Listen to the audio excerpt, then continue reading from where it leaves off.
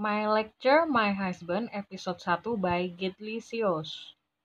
Gue nggak tahu dosa gue sebanyak apa sampai dapat nilai C di mata kuliah dengan 3 SKS di dalamnya. Itu benar-benar akan mencoreng transkrip nilai dan IPK gue nanti. Gue merasa ini semua nggak adil. Bayangin aja dari 46 siswa yang ngambil mata kuliah itu, gue satu-satunya orang yang dapat nilai C. Padahal gue udah ngumpulin semua tugas dan nggak pernah absen.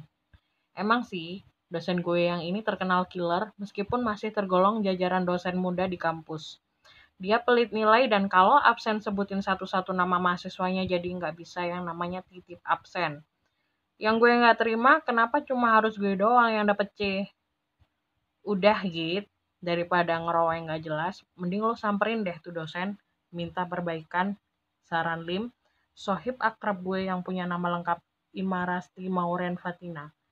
Iya benar, kata Rara alias Zahra, Rizky Aulia, sohib lainnya ikutan mendukung. Tapi gue masih heran, lo sama Rara kan ngumpulin tugas bareng terus ya? Dia dapat A, cuma lo sendiri yang melenceng jauh banget C.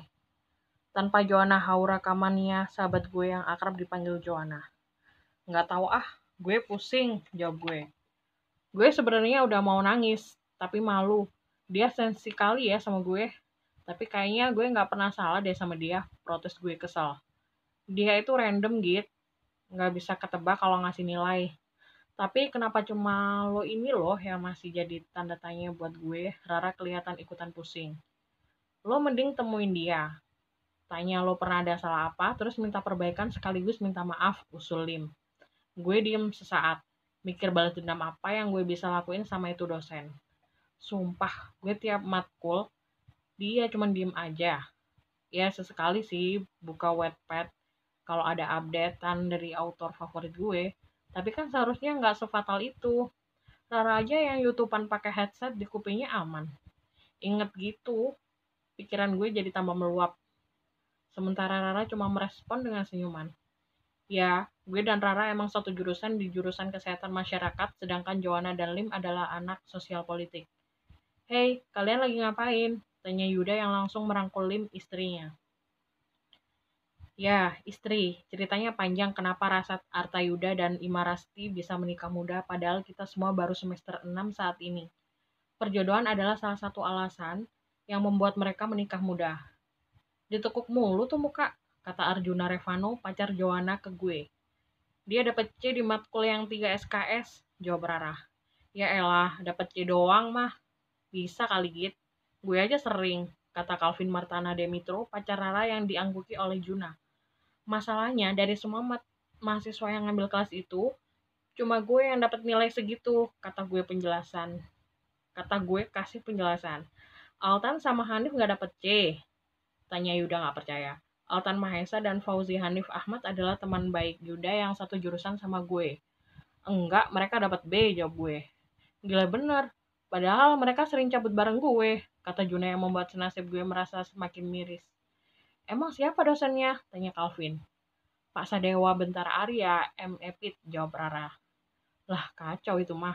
Gue udah denger tuh Hanif sama Altan, dia orangnya nggak woles sama kayak yang udah bergelar profesor padahal masih muda, kata Juna. Mending lo tanyain deh, usul Yuda. Iya, minta perbaikan. Dia udah biasa minta perbaikan, kata Kelvin. Gue pun hanya mendenguskan nafas kasar. Kalau Kara kesini, bilang gue lagi ke ruang dosen, gue mau protes nasib gue dapet C, kata gue pada akhirnya. Semangat Git, kata mereka kompak. Gue pun memasuki ruangan dosen dengan langkah takut. Masalahnya dosen gue yang satu ini terkenal susah untuk bernegosiasi.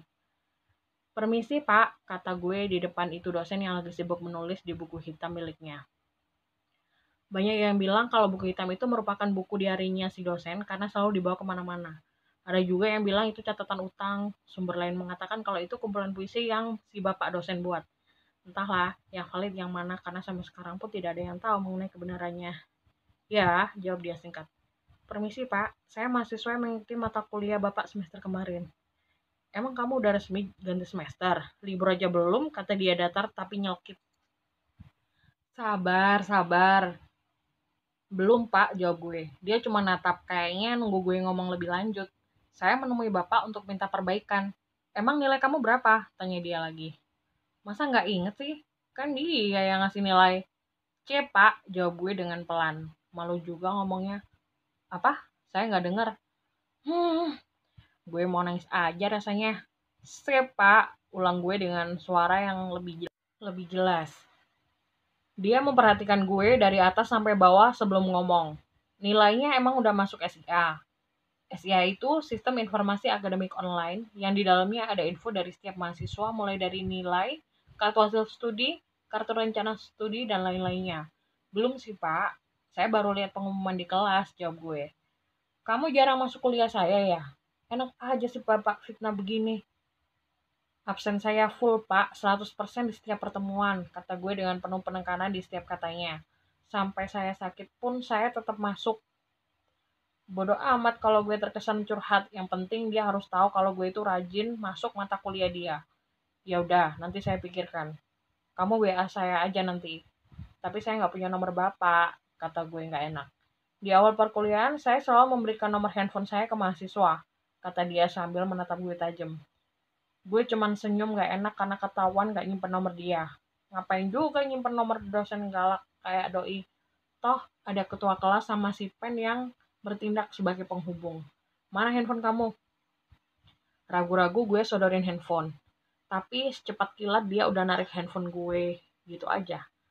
Gue sebenarnya malu karena lock screen dan wallpaper gue adalah foto gue sama Kara, pacar gue.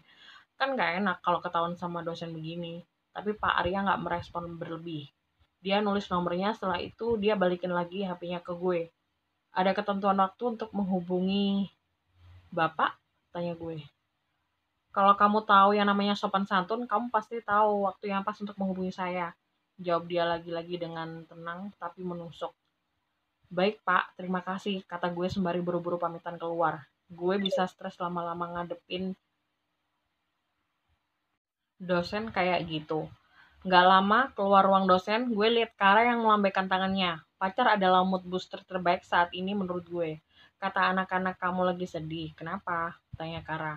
Begitu kami bertemu di lorong depan ruang dosen. Aku dapat C di matkul 3 SKS, kata gue sedih. Terus gimana? Lagi minta perbaikan, jawab gue. Semoga perbaikannya nggak aneh-aneh ya, kata Kara sambil mengusap kepala gue lembut. Aku padahal udah janji sama mama mau pulang cepet semester ini, tapi kayaknya nggak jadi karena ini, kata gue sedih. Ya, gue emang merantau dan hidup sendiri, sebagai anak tunggal yang belum pernah lepas sama orang tua. Jauh dari mereka jadi ujian tersendiri. Biasanya, kalau ada kesempatan libur, gue pasti akan menyempatkan diri pulang. Mama kamu pasti ngerti kok, kamu semangat ya. Ayo kita makan, kamu pasti belum makan kan? Tanya Kara. Kara Tamarina adalah seorang mahasiswa kedokteran. Dia juga semester 6 sama kayak gue. Kami kenal karena pesta ulang tahun Juna saat semester 2. Kami jadian semester 3 dan hubungan kami sudah jalan 1,5 tahun. Kara anak yang baik dan pengertian.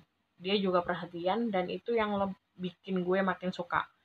Cuman satu yang kurang, kalau dia udah sibuk sama tugas dan ngegamenya, dia nggak pernah inget buat ngasih kabar.